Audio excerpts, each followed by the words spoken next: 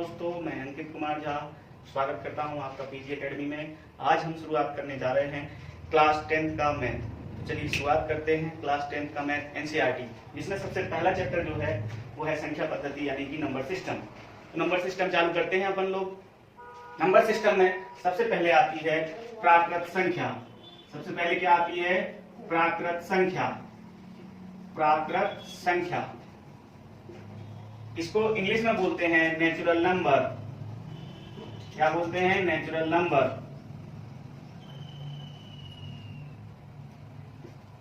Natural number जो होती है, मैं आपको डेफिनेशन नहीं लिखवाता हूं, मैं आपको सीधा डायरेक्ट बताते जाता हूं। ये होती हैं 1 से प्रारंभ होती हैं, 1 2 3 4 5 डैश अनंत। ये अनंत का चिन्ह है। इसको इंग्लिश में बोलते हैं इनफाइनाइट। इनफाइनाइट, ठीक। ये तो हो गई आपकी प्राकृत संख्या है, यानी कि जो 1 से शुरुआत, कहां से 1 से शुरू होकर अनंत तक जाती हैं, कहलाती हैं अपनी प्राकृत संख्याएं। दूसरी होती हैं आपकी पूर्ण संख्याएं। पूर्ण संख्याएं, दूसरी है आपकी पूर्ण संख्याएं। कौन सी संख्याएं? पूर्ण संख्याएं। इनको इंग्लिश में बोलते हैं होल नंबर। Whole number. ये दोस्तों शुरू होती हैं आपकी 0 से लेकर, कहां से? 0 1 2 3 4 5 6 इनफाइनाइट, ठीक, अनंत तक जाती हैं। 0 से शुरू होकर अनंत तक जाती हैं, और ये 1 से शुरुआत होकर अनंत तक जाती हैं। आप इनमें जो है, हाँ, ये प्राकृत संख्याएं पूर्ण संख्याओं में हैं, लेकिन सभी पूर्ण संख्याएं प्राकृत संख्याओं में नहीं हैं। ये इंपॉर्टेंट फैक्ट जो है मैं आपको बताते जाऊंगा। जो कंपटीशन की तैयारी कर रहे हैं उनके लिए भी ये इंपॉर्टेंट चीजें हैं। तो हम शुरुआत करते हैं। तो यहां पर ये देख रहे हैं आपकी पूर्ण संख्याओं में प्राकृत संख्याएं समा रही हैं। देखिए 1 से लेकर आपके अनंत तक हो गई प्राकृत संख्याएं, और 0 और मिला दिया तो क्या हो जाती हैं? पूर्ण संख्याएं। दोस्तों अब देखते हैं हम तीसरी जो है वो है आपकी पूर्णांक। कौन सी? पूर्णांक। तीसरी जो संख्या होती है संख्या पद्धति में, वो है आपकी पूर्णांक। इसको क्या बोलते हैं हम? इंटीजर। क्या बोलते हैं? इंटीजर। इंटीजर। ये जो संख्याएं होती हैं, इनको हम लिखते हैं माइनस पूरी और प्लस के पूरे। यानी कि +1 से लेकर प्लस अनंत तक, -1 से लेकर माइनस अनंत तक, और 0 मिलाकर ये बन जाती हैं पूर्णांक। ध्यान रखना, इसमें 1.5 नहीं हो सकती, क्योंकि ये पूर्णांक है ही नहीं। इनका मतलब पूर्ण अंक। पूर्ण अंक मतलब पूरे पूरे, ठीक है। ये भी आपके पूर्णांक हैं, ये दोनों पूर्णांक हैं। ये दोनों पूर्णांक हैं। ये दोनों पूर्णांक हैं कहां तक? देखिए, ये मैं आपको बताऊं कि प्राकृत, अब एक क्वेश्चन कैसे बन जाता है कि प्राकृत संख्याएं पूर्ण संख्याएं, पूर्णांक होती हैं क्या? प्राकृत संख्याएं पूर्णांक होती हैं क्या? तो इसका आंसर होगा यस। लेकिन सभी पूर्णांक प्राकृत नहीं होती। प्राकृत तो पूर्ण होती हैं, लेकिन गलत बोल दिया। प्राकृत पूर्णांक होती हैं, लेकिन पूर्णांक प्राकृत नहीं हो सकती पूरी की पूरी। क्यों? क्योंकि आप ये देखिए, ऋणात्मक जो संख्या है वो पूर्णांक है, लेकिन ये प्राकृत नहीं है। तो क्वेश्चन कैसे बन जाता है कि क्या सभी पूर्णांक प्राकृत संख्याएं होती हैं? तो इसका आंसर होगा नहीं, नहीं होती। क्यों? क्योंकि प्राकृत यहां से चालू है, ठीक। तो सभी प्राकृत जो है वो, सभी प्राकृत तो पूर्णांक हो सकती हैं, लेकिन सभी पूर्णांक प्राकृत नहीं हो सकती। ये तो हो गई पूर्णांक वाली बात। इसके बाद आती है अपनी प्राकृत संख्याएं, परिमेय संख्याएं। चौथी संख्याएं जो है वो है परिमेय संख्याएं। कौन सी संख्याएं? परिमेय संख्याएं। रेशनल नंबर इसको इंग्लिश में कहते हैं। Rational number. Rational numbers. ये जो नंबर होती हैं, इनकी डेफिनेशन मैं आपको लिख देता हूं ताकि आपको याद रहे। ऐसी संख्याएं जिन्हें P/Q के रूप में लिखा जा सकता है। लिखा जा सकता है। यहां P और Q कैसे हो? पूर्णांक हो। P और Q पूर्णांक हो पर q जो है वो 0 ना हो। यानी कि ये मतलब ये है कि नीचे वाला 0 नहीं होना चाहिए। हम हिंदी में बताएं तो इसको अंश कहते हैं ऊपर वाले को, नीचे वाले को हर कहते हैं। यानी ऊपर वाला तो कुछ भी हो सकता है, सभी पूर्ण हो सकते, पूर्णांक हो सकते हैं, यानी कि माइनस के भी प्लस के भी ऊपर भी हो सकते हैं, नीचे भी हो सकते हैं। लेकिन नीचे क्या नहीं हो सकता? 0। नीचे बस 0 नहीं हो सकता, बाकी सभी हो सकते हैं। तो इसकी इन शॉर्ट अगर दूसरे शब्दों में देखें तो दूसरे शब्दों में इसको हम क्या बोल सकते हैं? दूसरे शब्दों में हम इसको बोल सकते हैं कि वे संख्याएं जिनका हर शून्य ना हो, वे संख्याएं जिनका हर शून्य ना हो, बस इतना सा आप याद रख लीजिए। वे संख्याएं जिनका हर शून्य ना हो परिमेय संख्याएं कहलाती हैं, यानी rational number. The numbers which denominator can not be 0, these are rational number. ध्यान रखना इस चीज का। इसका एग्जांपल देख लेते हैं। रेशनल नंबर सबसे पहले मैं आपको बता देता हूं 0 ही ये रेशनल नंबर है, क्योंकि ये ऊपर है। इसके नीचे 1 हो सकता है, 1 हो सकता है, 2 हो सकता है, 3 भी हो सकता है, लेकिन क्या नहीं हो सकता? इसके नीचे 0 नहीं हो सकता। क्यों नहीं हो सकता वो भी मैं बताता हूं। पहले एग्जांपल लिख लेते हैं कुछ। 1 भी आपकी परिमेय संख्या है और 7 -2 और आपका 6/7 ये आपको दिख रहा होगा कि ये P/Q है, लेकिन ये तो दिख ही नहीं रहा P/Q। -2 को देखो मैं P/Q बनाकर दिखाता हूं। -14/7 ये क्या हो गया बताइए? -2 हो गया ना। तो P/Q तो है ना -2, तो -2 को भी हम P/Q के रूप में लिख सकते हैं। अच्छा, जरूरी है सर ऐसे लिखें? हाँ भैया, ऐसे ना लिखो तो ये भी तो हो गया P/Q। ये भी P/Q है, ये भी -2 ही है। अगर कैंसिल आउट करेंगे तो -2 ही प्राप्त होगा ना। 7 को कैसे लिख सकते हैं? 7 को हम लिख सकते हैं कैसे? 14/2, 2 एकम 2, 2 7 14 बन गया P/Q। देखिए, ठीक है। 0 को कैसे लिख सकते हैं? 0 को P/Q कैसे लिख सकते हैं? 0/, में कुछ भी लिख दो, 0 ही आना है। तो 0 को P/Q लिख दिया ना। ऊपर नीचे पूर्णांक होना चाहिए। ये भी पूर्णांक है, ये भी पूर्णांक है। -4 लिख दो, लो -7 लिख दो, -3 लिख दो, सब P/Q हो रहा है, ठीक है ना। परंतु नीचे 0 क्यों नहीं लिख सकते? जैसे मैंने लिखा 7/0। इसका मतलब होता है कि इसको परिभाषित नहीं किया जा सकता, या फिर अनंत बोलते हैं इसको। परिभाषित नहीं किया जा सकता, नहीं किया जा सकता।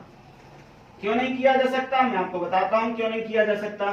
देखिए 7, इसका देखिए मैं आपको बताऊं 6/2, तो 6 के 2 बराबर हिस्से कितने कितने के होंगे? 3 के बराबर होंगे। 6 के 2 बराबर हिस्से, 6 के 2 बराबर हिस्से 3 के बराबर होंगे।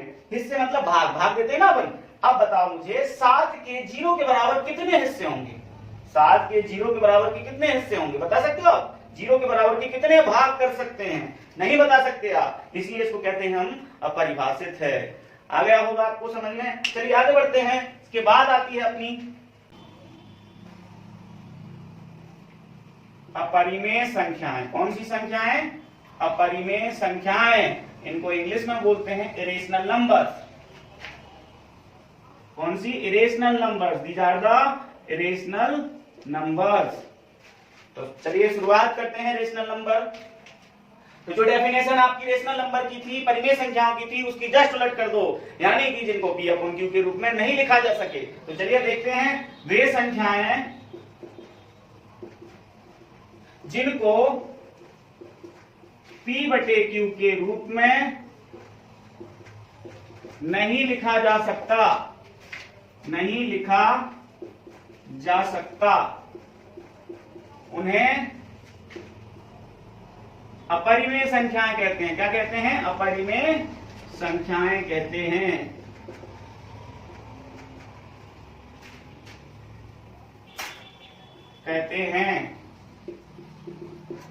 ठीक है। वे संख्याएं जिनको P/Q के रूप में नहीं लिखा जा सकता उन्हें कहते हैं अपरिमेय संख्याएं। इनके उदाहरण देख लीजिए। एक और मैं आपको लिखवा दूंगा, √2, √3 और √5, √4। ये नहीं है, ये परिमेय संख्या नहीं है। परिमेय संख्या है क्योंकि इनका वर्गमूल 2 होता है। सर ये कौन सी बात है? हाँ, ये एक बात ध्यान रख लो, जिनका वर्गमूल आसानी से नहीं निकलता पूर्ण वर्ग जो नहीं होती वे ही आपकी क्या कहलाती हैं, अपरिमेय संख्याएं। जिनको आप अंडर रूट में देखे हैं और ये पूर्ण वर्ग नहीं होती अंडर रूट के अंदर। एक पूर्ण वर्ग है क्या, 5, इसका वर्गमूल निकालना नहीं, जिनका वर्गमूल नहीं निकाला जा सकता उन्हें हम अपरिमेय संख्या। तो सर 5 का वर्गमूल नहीं निकाला, 5 है अपरिमेय संख्या, 5 नहीं है रूट 5 अपरिमेय संख्या। ध्यान रखना 5 नहीं है रूट 5 आपकी अपरिमेय संख्या है। और पाई, पाई ये भी आपकी अपरिमेय संख्या है। इसको मैं बाद में बताऊंगा कि इनके दशमलव निरूपण जो होते हैं अपरिमेय के और परिमेय के। परिमेय के 2 प्रकार के होते हैं, इसका एक प्रकार का होता है, वो मैं आपको आगे बताऊंगा आगे की प्रश्नावली में। अभी जो है ना इनको समझना जरूरी है। इसके बाद में आपको बताऊंगा डिविजिबिलिटी रूल्स यानी कि विभाज्यता के नियम, वो भी आपको जरूरी है क्योंकि वो आपको पहचानने में सहायता करेंगे। आगे हमारे जो एक्सरसाइज आने वाली हैं उन एक्सरसाइज में ये पूछा जाएगा कि ये रेशनल नंबर है, कौन सी है, शांत है या अशांत, तो वो आपको बताने के लिए विभाज्यता के नियम आवश्यक हैं। चलिए आगे बढ़ते हैं। अब मैं आपको बता रहा हूं वास्तविक संख्याएं, वास्तविक संख्याएं, वास्तविक संख्याएं रियल नंबर्स। आपने छोटी क्लासों में इसकी डेफिनेशन पढ़ी होगी, जिनको संख्या रेखा पर प्रदर्शित किया जा सके। The number which can define on number line, these are the real numbers. तो अब हम यहां पर देख रहे हैं एक और डेफिनेशन, देखिए परिमेय और अपरिमेय संख्याओं के समूह को, संख्याओं के समूह को क्या कहते हैं, परिमेय वास्तविक संख्याएं कहते हैं, real number. The group of rational and irrational number, the group of rational and irrational is called real number. परिमेय और अपरिमेय संख्याओं के समूह को वास्तविक संख्याएं कहते हैं।